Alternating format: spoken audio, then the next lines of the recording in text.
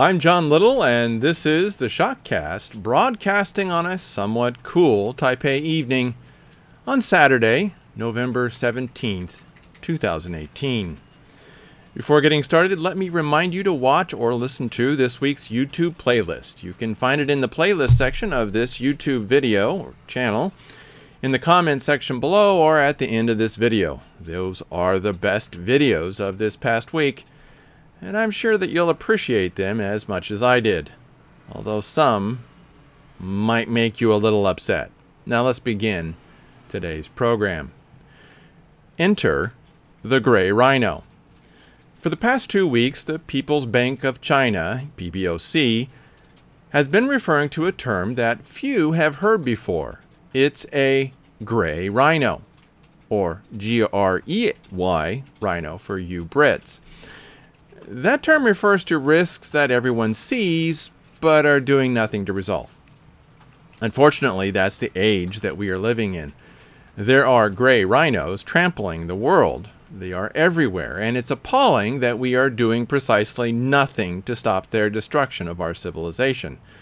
These risks are obvious, but we are too corrupt to do anything about them. It's an utterly maddening phenomenon. Or phenomena, depending how many Gray Rhinos are out there. I first saw this term on Friday. At least I think I saw it that day for the first time. If I saw it elsewhere, I don't remember it. And I probably did not see it because it's a term that's only a couple years old. It comes from a book by Michelle Wucker, The Gray Rhino, How to Recognize and Act on the Obvious Dangers We Ignore. Hardcover, published on April 5th, 2016, again by Michelle Wucker. You can get it on Amazon. And the president of China, Xi Jinping, has that book in his library, and it looks like the People's Bank of China has read it too. And I find it interesting that they are talking about it. Well, I will certainly be talking about it. In fact, I already have been, and not just talking, more like yelling, screaming even. And I didn't even know that there was a term like this that I could use, a Gray Rhino. And there are so very many. How is it possible for people to ignore dangers that are completely obvious while being such a gigantic threat to our survival? It boggles the mind. So count me as boggled. Okay, that was a little short this week, but we now get to what I consider to be the most important part of the ShockCast, the news and analysis from this past week.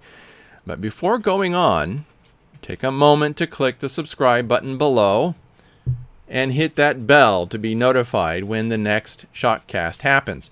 Those of you listening via MP3, make sure that you are subscribed to the Shock Letter at theshockletter.com.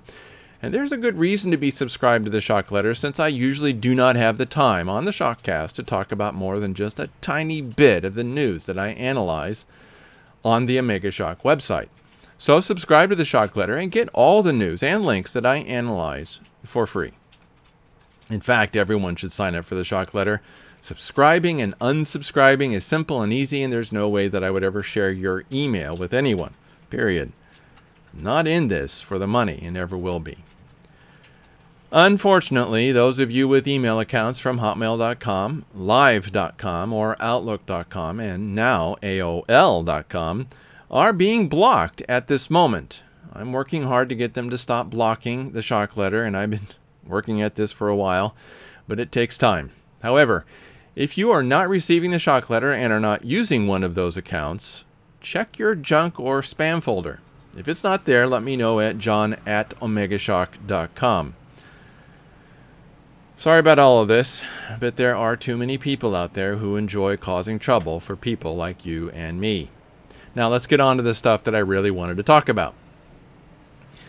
And the next 3 links are about abortion. The first one is online abortion pills come to the USA, or US, from the Albuquerque Journal. I was expecting to be outraged by this first one after reading the title. But the article indicates that murdering unborn children is getting harder and harder to do in some states. And it appears that this is the reason why this murder service, the abortion pill, has come to the U.S. I should say the ability to order your abortion pill, your murder pill, online. If you want to have as much sex as you want, but don't have an easy way to murder your unborn child, then this service, being able to order your murder pills online, is coming to help. Yeah, it's sick and twisted and disgusting. It's murder. But I like the fact that it demonstrates how difficult it is to murder an unborn child in some parts of America. A big and hearty well done to those states that make murder difficult. Then, as I was looking deeper into this subject, I stumbled across the rate of abortion by state in the U.S. 2014. Here is how you can find the states with the highest and lowest abortion rates per capita. I provide a link, by the way, in the comment section below. These states are the best, starting from the best in descending order. Wyoming, then South Dakota, Mississippi, Kentucky, Idaho, Missouri, Utah, Wisconsin, Indiana, my home state, and then the least of the top 10, Nebraska. If you are stuck in America and want to escape the wrath of God, you might want to go to Wyoming. And then again, if not Wyoming, then move down the list. Of course, the wrath of God will descend upon America for more reasons than just the murder of unborn children. But Wyoming or South Dakota might suffer less than others, or Mississippi or Kentucky or whatever. But here are the states with the greatest, largest, worst abortion rates. And again, it's per capita, not just number. Number 10, and then increasing in murder rate. Delaware. Number 9, Rhode Island. Number 8, Connecticut. Then Nevada, California, Florida, Maryland, New Jersey, New York, and then the worst in the country, Washington, D.C. Did you notice that the worst abortion rate is in the capital of the United States of America, at least in terms of areas kind of like this, like each state? And second to that is the entire state of New York. However, New York City is being called the abortion capital of the United States. And again, this is not in total numbers, but in per capita percentage of people aborting their children. There are many, many reasons why New York and Washington, D.C. will be destroyed by God. In fact, if there is to be any hope for America, they must be destroyed. Since we do not know who the beast is and who the beast rider is, the one who rides the beast, we have the luxury of hoping that someone else is the beast or the beast rider. It's an illogical hope, but I love my country and do not want her to be the most evil country that has ever existed. Unfortunately, I'm a little late in that because America is on the path to becoming either the beast or the beast rider, or logically both. And unfortunately, as of this moment in time, America is the worst and most evil country in the world. To avoid this possibility of becoming the beast or beast rider, America's power needs to be destroyed, and that can only happen if America is broken up into pieces. That's a frightening thought, since so many people that I care for will die. But death is preferable to becoming so evil. I know that this doesn't make a lot of sense to many, but you need to look at this in the way that God does. America is already the most evil country in the world. Pretty much all the pornography in the world has its source in America. The heroin and the opioid epidemic around the world is because of America. America led the way in abortion and the promotion of homosexuality. America has been attacking and destroying, or trying to, any country that does not bend to its will. Is there any good in America? Yeah. But what good there is in America is far, far outweighed by what is so bad. Yes, I know that little over half of you that are reading or listening to this are American. I am an American myself. So this is painful to hear. But the truth is that the world would be a better place if America were destroyed. And believe me, my family has been in America long before even America was created. So I don't say this lightly, and I don't say this with any pleasure at all. It would be far, far better for America to repent of her sins and to seek to undo the evil that she has done, but I see no evidence of this happening. So the only thing that we can truly hope for is destruction. To put all this another way, to save America, she must be destroyed. Fortunately, destruction does not mean obliteration. If America's power can be broken up into 6 or 7 or 8 different parts, that might neutralize most of the evil that she is committing. And those parts that persist in doing horrendous evil can be obliterated by God. It's a hope. However, all of this is in God's hands, but I pray that at least something can be saved from God's wrath upon America. Now in this third one, and again, I'm really trying to be hopeful here. This titled, "In these American cities, women must travel more than 100 miles for an abortion." It's on marketwatch.com. The writer of this piece thinks of this as a bad thing. I guess that she wants to have sex without consequences, and yes, that's what we're talking about here. Birth control is limited in effectiveness. It stops most conception, but only most. And if you have enough sex, you're going to get pregnant, period. As someone once told me, what do you call a couple who uses condoms for birth control? Parents. That's why free love requires a lot of abortion clinics, so get ready to murder an unborn child if you want lots of sex. Okay, so which of these cities are abortion deserts where you have to travel more than 100 miles to find an abortion? Well, in no certain order: Bismarck, North Dakota; Rapid City, South Dakota; Casper, Wyoming. There's Wyoming again, kids. Pocatello, Idaho; St. George, Utah; Lake Havasu City, Arizona; La Crosse, Wisconsin; Green Bay, Wisconsin; Manhattan, Kansas; Amarillo, Texas; Lubbock, Texas; Midland, Texas; Odessa, Texas. There's a lot of Texas here, kids. Laredo, Texas; Wichita Falls, Texas; Abilene, Texas; San Angelo, Texas; Victoria, Texas; Corpus Christi, Texas; Columbia, Missouri; Springfield, Missouri; Lake Charles, Louisiana; Fort Wayne, Indiana; Evansville, Indiana; Owensboro, Kentucky; Chattanooga, Tennessee; and Dothan, Alabama. Those 27 cities have a greater chance of being spared the wrath of God for the murder of the unborn child. Of course, they might be guilty of other things, but these cities are not guilty of promoting and encouraging the murder of unborn children. Will living in and around these cities be enough? I don't know, but I'm sure that it will help.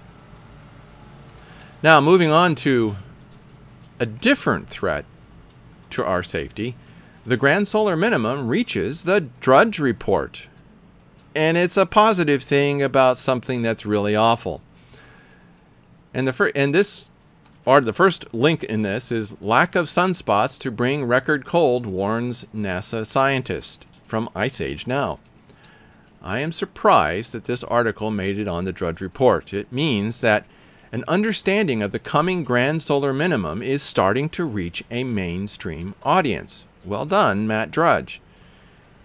And then the next link is the chill of solar minimum from spaceweather.com. Here is the main article from that linked from that first link, the previous link. Hopefully Dr. Phillips still has his job, the one who wrote this. The main thing is to watch the Thermosphere Climate Index, or TCI. That will be proof that we are in a grand solar minimum. Of course, if you look at the graph contained in this article, you should already see a progression towards this minimum. And it's a big one. Then the next link in this area, many ice age looms as NASA scientist warns lack of sunspots could bring record cold. And it's from Zero Hedge. now that Zero Hedge has picked this up, in addition to Matt Drudge, hopefully the news of a grand solar minimum will gain even more traction. People need to pay attention to this and aren't. And then there's another article, and this one's interesting. November snow in Texas? Experts warn decreased solar activity will shatter all global climate models. And here's yet another piece of good news. No, not the article. The fact that more and more writers are waking up to this problem. Grand solar minima is plural for minimum, have destroyed civilizations throughout history. And this grand solar minimum, or GSM, might be the worst in 1,000 or even thousands of years. Remember that the last days were always going to be awful. This grand solar minimum is one of the reasons. Now, let's talk about something that I despise so fiercely that I have to hold myself back from using foul language. And it's about pornography. I saw this link on Drudge Report, and it's top websites in the United States, similar website ranking. Here's yet another demonstration of why I say that the U.S. must be destroyed. 3 of the top 10 websites in the internet are sites dedicated to hardcore, and I mean really hardcore, pornography. When I was growing up, there was no way that I could have seen stuff like this. You just didn't. It wasn't accessible. Now it's not just freely available, it's free. This is America, and it's why she must be destroyed. And let me remind you that 90% or more of the world's pornography, all of it, 90% of all of it, comes from the U.S. And then I did some searching for the top websites in Taiwan. It's also a similar website ranking. So look at Taiwan. Their interest in pornography is far, far down the list. In their list, they have one site at level 19, then 29, followed by 37. The Taiwanese consume far, far less pornography than the U.S. In the U.S., again, the top 3 sites that the average American watches, the top 3 out of 10 are pornography sites. And I can tell you that the Taiwanese are far from perfect. But there's one thing that they are better than Americans, is they consume a lot less pornography. Then I looked at the top websites for the Russian Federation. They are even better than the United States. In fact, even better than Taiwan. Russia, they don't consume very much pornography at all. And then when I looked at the top websites that the rest of the world watches on average, where are the top porn sites located? The U.S. What is the language for all the top porn sites? American English. No, I haven't done a personal analysis of porn sites, but whenever I see ads from porn sites, they always use American spelling. One of the reasons why I have an ad blocker on my web browser is that I wanted to stop seeing the pornography ads when I'm looking for computer software, researching something financial, or checking out video cameras. Those searches tend to be male-dominated, and porn sites know that every guy, including yours truly, is susceptible to pornography. I pray that God will make pornographers so miserable that they will one day repent and seek to undo the evil that they have done. And then there's this next one. I'm not even sure you should read or click the link, but it's titled, Young People Are Having Less Sex, from The Atlantic. The beginning of this article is all that you need. You don't need to read the rest of it. Quote, "The share of Americans who say sex between unmarried adults is not wrong at all is at an all-time high." As if that's a good thing. "New cases of HIV are at an all-time low. Most women can, at last, get birth control for free and the morning after pill without a prescription. Sure, let's murder your kids. If hookups are your thing, Grindr and Tinder offer the prospect of casual sex within the hour. The phrase, if something exists, there is porn for it, used to be a clever internet meme. Now it's a truism. BDSM plays at the local multiplex, but why bother going? Sex is portrayed often graphically and sometimes gorgeously on primetime cable. Sexting is, statistically speaking, normal. And again, I'm quoting here, guys, and this is thoroughly disgusting. If you're not cringing as you're listening to me say this, you should be. I certainly am. It's hard for me to even say this stuff. Moving on with the quote. Polyamory is a household word. Shame-laden terms like perversion have given way to cheerful-sounding ones like kink. Anal sex has gone from final taboo to fifth base. Teen Vogue, yes, Teen Vogue, even ran a guide to it. With the exception of perhaps incest and bestiality, and of course non-consensual sex more generally, our culture has never been more tolerant of sex in just about every permutation. Close quote. And it appears that the title of this article is making a false statement. It seems that their source of data is faulty, but that's far less important than the paragraphs that I have just read to you. This is America. And I mourn for my country. If you don't believe that she needs to be destroyed, after just listening to that, I don't know if I can convince you. Oh, on a somewhat lighter note, here's a little bit about my favorite insanity. It's the Flat Earth Conspiracy, The Surprising Truth, and it's from one of my favorite humor news persons, the America Uncovered, who also does China Uncensored. Those of you who have been longtime readers know that my favorite insanity is the Flat Earth hoax. Flat Earthers are certifiably insane. They love their lies and are perfect examples of those who love lies more than the truth.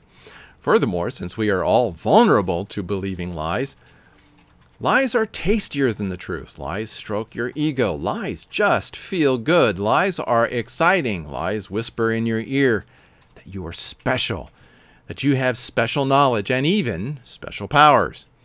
Unfortunately, lies will also get you killed. Just think of all the people killed by socialism. And yes, Hitler was a socialist. He even said so. And then there's the lie of Islam. Then the Roman Catholic lie, and the Buddhist lie, and well, you get my point. Our goal should be the truth, not fun and amusing lies. Oh, and those of you who are flat earthers, go soak your head. You guys are morons, and I don't have time for drooling idiots who love satanic lies. And yes, the flat earth belief is a lie from Satan. And it's so stupid. But anyway, moving on. Or no, ending actually. Because that's it for this week's ShockCast. I truly hope that you'll be ready for what is coming. A prudent man foreseeth the evil, and hideth himself. But the simple pass on and are punished, from Proverbs 22:3. If you find a flaw in my reasoning, have a question, or wish to add your own viewpoint, leave a comment on the Omega Shock website or in the comment section below. Omega Shock readers and ShockCast listeners leave awesome comments, and I value each and every one of them. Again, make sure that you are subscribed to the Shock Letter at theshockletter.com. For those of you on YouTube, hit that subscribe button and click the bell to get notifications. And if you like this video, give it a thumbs up. All of that helps you and me get the message out. And as this video ends, you'll see links appear in the boxes within this video. Those links will take you to other ShockCasts, a link to subscribe to the ShockCast, as well as a link to the playlist of the important videos of this past week. And you will see the links to that playlist in the comments section below. And so, allow me to close with this blessing from Numbers 6, 24 to 26. Yevarechecha Yehovah Yeshmirecha. Ya'er Yehovah Panav Elecha Vichuneka. Yisa Yehovah Panav Elecha V'yasem Lecha Shalom. The Lord bless thee and keep thee. The Lord make his face shine upon thee and be gracious unto thee. The Lord lift up his countenance upon thee and give thee peace. Numbers 6, 24-26. May your pastor give you the words that you need to hear to help you walk the path that God has called for you to follow. And Lord willing, we'll see each other next week.